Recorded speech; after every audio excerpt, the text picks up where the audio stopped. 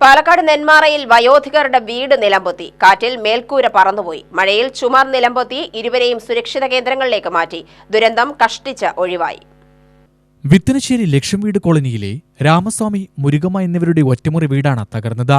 ഇവർ പുറത്തേക്ക് ചായ കുടിക്കാനായി പോയ സമയത്താണ് അപകടമെന്നതിനാൽ ആളപായം ഒഴിവാകുകയായിരുന്നു. ലക്ഷം വീട് കോളനിയിൽ 45 വർഷത്തോളം പഴക്കമുള്ള വീടാണിത്.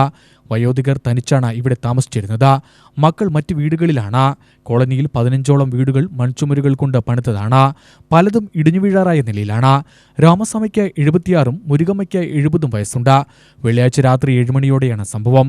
ലൈഫ് മിഷനിൽ വീട് അപേക്ഷിക്കാൻ ഇവരുടെ പക്കൽ രേഖകളൊന്നുമില്ലെന്നും സർക്കാരോ പഞ്ചായത്തോ ഇടപെട്ട പരിഹാരം കാണണമെന്നും രാമസ്വാമിയും മുരുകമ്മയും ആവശ്യപ്പെട്ടു.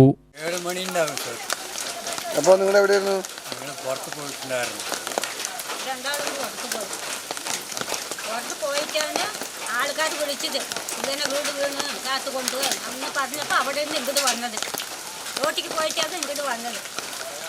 കടയ്ക്കൊക്കെ പോയിട്ട് എല്ലാം ചായ കുടിക്കാൻ. എവിടെ താമസം? മകൻ്റെ വീട്ടിൽ. ഇവിടെ തന്നെ.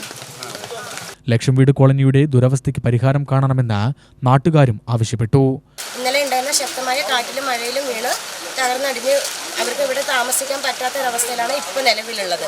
പലതവണ നമ്മൾ പരാതി കൊടുത്തിട്ടുണ്ട്. ആ പരാതിയുടെ അടിസ്ഥാനത്തിൽ പഞ്ചായത്തും വില്ലേജും ഇടപെട്ടിട്ടുണ്ട്. അവർക്ക് വേണ്ട സഹായങ്ങൾ ചെയ്ത് കൊടുത്തിട്ടുണ്ട്. പക്ഷേ ഇതുപോലെ തന്നെ ഇവിടെയുള്ള ഈ ലക്ഷം വീട് കോളനിയിലുള്ള ആളുകൾ മുഴുവൻ ദുരിതത്തിലാണ്. അപ്പോൾ പലതവണ നമ്മൾ പരാതി കൊടുത്തിട്ടും അധികൃതരൊന്നും ഇതിനെതിരെ ഒരു കാര്യങ്ങൾ ചെയ്യുകയോ ഒന്നും ചെയ്തിട്ടില്ല. അതിൻ്റെ പരിണിത ഫലമാണ് ഇപ്പം നമ്മൾ നേരിട്ട് കണ്ടുകൊണ്ടിരിക്കുന്നത്. UTV news, Palakkad.